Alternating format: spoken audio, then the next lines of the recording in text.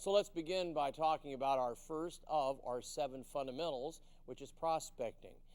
And as we do that, there are 5 words that I really believe we have to live by, especially when we approach this subject, because it is the one thing that many salespeople do not want to do. Go out and put their ego on the line, handle possible failure and rejection, asking people to say yes to something. So I think these 5 words can really start this topic. So I'd like you to write them down and please make them a part of your life. They changed my life when I started really applying them. And the 5 words are simply this: do what you fear most. I was given those words as a young salesperson, and a man who was very successful, very wealthy. He said, "Tom, I totally believe that if you look at the life of a successful person, especially one who started off maybe not having all the education or having all the things that most people grow up with, they really at one point said, I have something to prove, and they started making themselves do what they feared most." Now, what's amazing about doing what you fear most, once you do it, you not only overcome the fear, but those things that you're afraid of can become your greatest strength. Another thing that I'd like to start off by saying is this, that many years ago, I finished a 3-day seminar, and at the end of the program, I was tired, emotionally drained, exhausted, and there had been a man sitting in the front of the room. He was a little different in the fact that the average age of that audience would have been about 45 or 50, let's say average age. But this man was well into his 70s. I didn't know the exact number of years he was alive, but in the mid-70s. And so all of a sudden, everybody's gone, left the room, and this 70-year-old man comes up to me, and he says, "Tom, I want to tell you I enjoyed the 3-day seminar."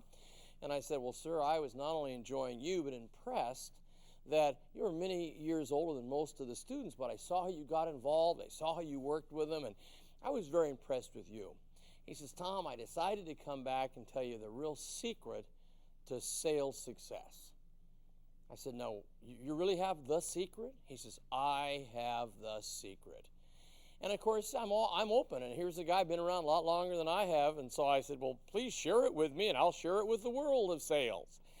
And so he said, "Come over here, Tom, to the overhead." And I walked over to the overhead, and he proceeded to draw a circle with 2 arcs, and then he positioned 2 dots, and then he wrote underneath that circle the letters STP. And he said, "Tom, this is the secret to sales success." Well, of course, now keep in mind, I was alone with him in that room, so when I looked at this thing, I got a little bit nervous because I'm thinking, what is this? I said, "What is that?" He said, "Look at what you see there." And I looked at it. He said, "That is the key. STP. See the people." And then he pointed to the arcs and he said, "Belly to belly." And then, of course, the lights came on and I realized what he was sharing truly was the secret. It's a numbers game until you build a referral base. It's just getting yourself to talk to more people, building follow-up programs, handling the possible rejection. Now, remember my 5 words in the beginning? Do what you fear most.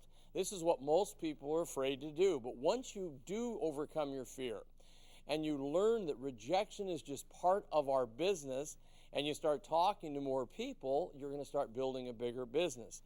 Now, one of the things we have to realize is, what's the first word that mom and dad taught us probably about 2 years of age? What was that word? No, that was the first word. Mom and dad said, we must teach this child no.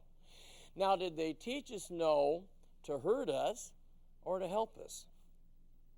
To help us, so we wouldn't hurt ourselves. Some of us might have been strong-willed, and we see that saucepan up on the stove, and we want to run over there and reach up and grab it. And so mom and dad, to protect us, told us no, but if we were real strong-willed, they may have made it stronger. Then, of course, if we didn't listen to them, they might even give us a little slap.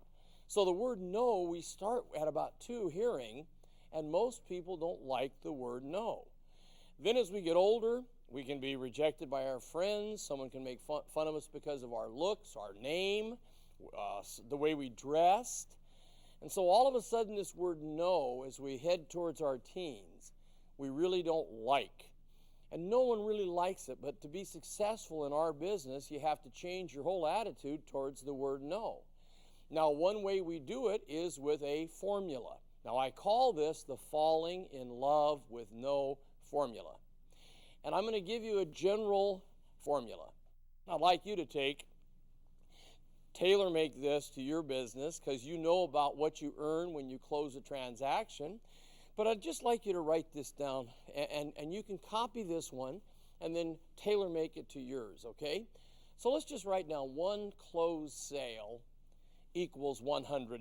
So we're going to pretend now that when we get the yes from a qualified decision maker, we make $100.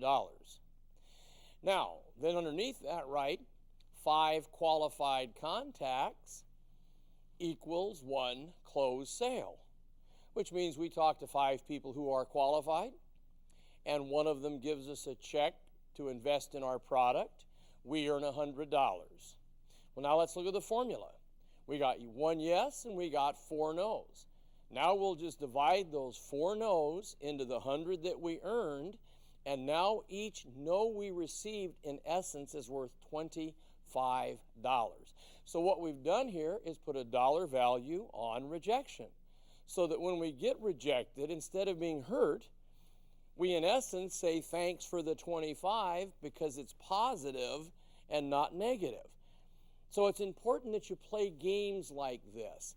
I believe one of the keys to handling rejection is to play a game with the word no.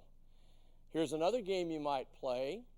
It's called asking yourself, who do you love most and what do you want to give to these people you love?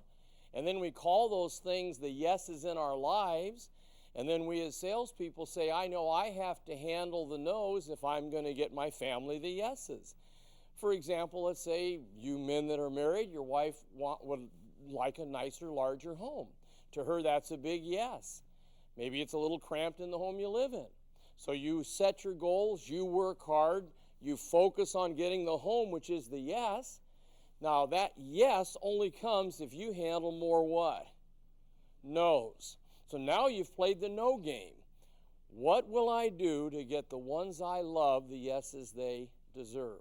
Could be a college education for your children, where you know it's going to take X thousands of dollars a year. You've set the goal to achieve that, knowing you've got to get more closed sales to do it.